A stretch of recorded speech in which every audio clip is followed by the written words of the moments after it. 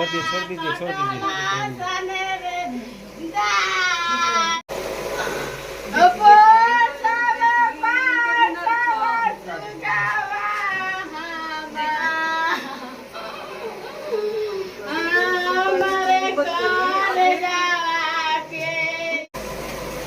बारह बजे पढ़ के अइलसन, 12 बजे पढ़ के अइलसन तो हेनिया काय खोले रहसन, ये दुनो दैया खोले रहसन। बहुत ही दर्दनाक कहानी है। अगर आप लोग भी सुनिएगा तो आपके रोंगटे खड़े हो जाएंगे। ये सारी बातें जो ये मोहतरमा बोल रही हैं, इनकी बातें मैं आप लोगों को सुनाऊंगा, लेकिन सुनने से पहले दिल थाम करके बैठ जाइएगा, क्योंकि बहुत ही दर्दनाक कहानी है। जब ये दो बच्चे की माँ जब ये रो रो करके और कलप कलप करके ज्योति सिंह और ज्योति सिंह की बहन को बोलती हैं, तो इन दोनों के आंख से आंसू टपकने लगते हैं और साथ में जितने भी लोग खड़े रहते हैं वो पूरी तरीके से भावुक हो जाते हैं। कुछ लोग तो रोने भी लगते हैं। चलिए आप लोगों को इस औरत की कहानी सुनाता हूँ। साइकिल ले ले रहे मैं खइला ओकरो के खियैला आई साइकिल ला ले ले रहे त ई साइकिलिया लिखिया सीमा दीदी बनाइले भाई मोरावा उन्हें लिखिया थैले ई साइकिलिया धोए चल चली ई साइकिलिया धोए चल गई ई तीन भाई ओती घरे रह चल मिलत साइकिल धोवत रहे त बाबा हाला कलई भागत से दूध जीवत ओई दिगिया से चल अइला फिर नहीं लो संता बापो आई जा सुतलाई त कहत है सुतत एगो एकरा के एगो मझिला लइका के सुतैला आ छोटका लइका हो दिन जामुन पर से घरे आलनी आ सुतला सन बापो अभी जब देखला सन कि बाबा के नाक बाजे लागल एगो हमर सूरज देवर के छोट देवर के लइका ह कौन नाम है वो नहाई सारा को जा कहता है नहीं आवत मझिला लइका उठ के कोई खैना कोई मझिला कोई तो हमू कोई निदान न कर हमू हो जले के एक बाबू को बैठ के सीता हो गई ए लइको छोटा ए बार का ऑपरेशन का बोल के 3 साल होता तो कोई तो कभी काहे को बोला करे रे पर खाना पीपीएफ का कॉल हम मोटर लगा रे हम झट झट कर मीटर बाद में लगता है मतलब कम कहना हूं मत लिया तो कहता ना कि तू पीपीएफ के जगह आओ ना कम का के दे दे फिर आ कोई जिया से टूट तो लइका उ चल गई बोले कि वो अब पोलो तो उठी के पोलो का खड़ा है फिर लेकर से कहला कि तू माई सूट के बहुत आएगी फिर लेकर हम पानी को कर ले कनिया कर रहे थे झूक के लगा तो सोचने कि चलो इतने सूट के लगा एहू लइकवा के सुता दिन हम तन से आराम कर लिया घारल बा जाने कि जे सुतानी जाते जब नाक हमनी के बाजे लगल थे उठ के मजिला लइकवा भागल तो हम उसको नहीं पूछा तो कहाँ बेटा कहाँ जाता है। अगर आप लोगों को इनकी बातें समझ में नहीं आई होगी तो चलिए मैं आप लोगों को बताता हूँ। सबसे पहले ये जो मोहतरमा ज्योति सिंह और ज्योति सिंह की बहन को अपनी दास्तां सुना रही हैं, वो दास्तां बहुत ही दुखदाई है। और वो दास्तां ये है कि ये जो बीच में बैठी हुई ये मोहतरमा जो बोल रही हैं, इनके 2 बच्चे थे और दोनों बच्चे किसी बहाने से कोई शख्सियत बुलाता है और खेलने के लिए मशगूल हो जाता है और उसी दरमियान खेलते खेलते एक नहर में जा गिरता है और उस नहर में डूबने से उन 2 बच्चों की हो जाती है।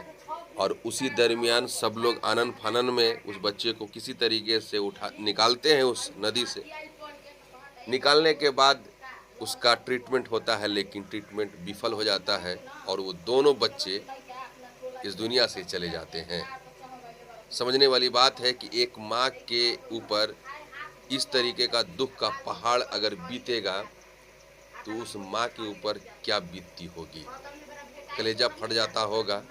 और यही दास्तां जब ज्योति सिंह को और ज्योति सिंह की बहन जूही सिंह को ये महिला रोते रोते बिलखते बिलखते सुनाती है तो ज्योति सिंह के आंख से आंसू रुकने का नाम नहीं लेता है। जूही सिंह के आंख से आंसू रुकने का नाम नहीं लेता है। यहाँ तक कि जितने भी लोग ज्योति सिंह के साथ आए थे वो तमाम लोग पूरी तरीके से भावुक हो जाते हैं, रोने लगते हैं। और सबसे बड़ी बात यह है कि ज्योति सिंह का धैर्य देखिए, ये सारी दास्तां बेहिचक सुनती रहती हैं।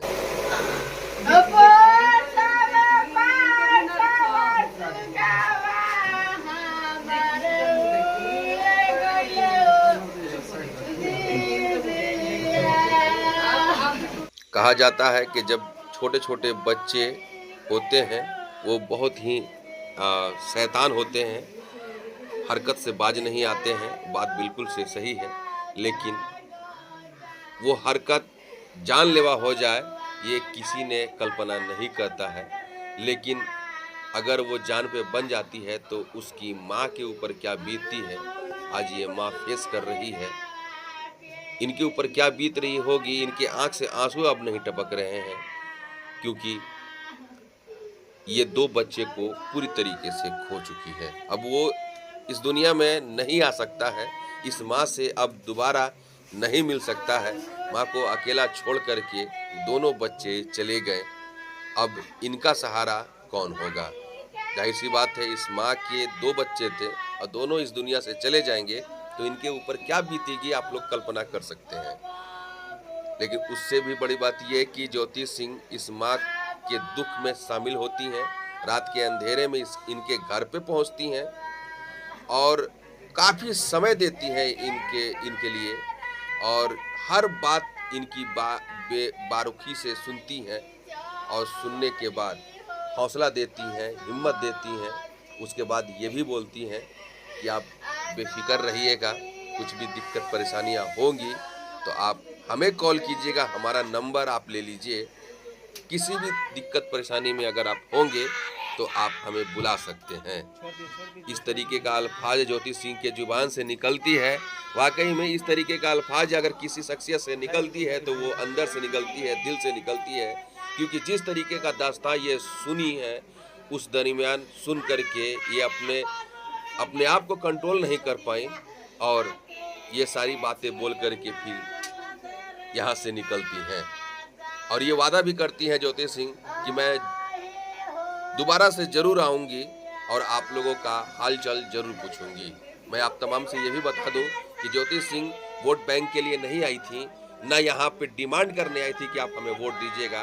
बस दुख के घड़ी में शामिल होना ज्योति सिंह का कर्तव्य बनता है और ये है काराकाट का क्षेत्र। जाहिर सी बात है ज्योति सिंह उस काराकाट के क्षेत्र में तमाम लोगों से मिलने आई।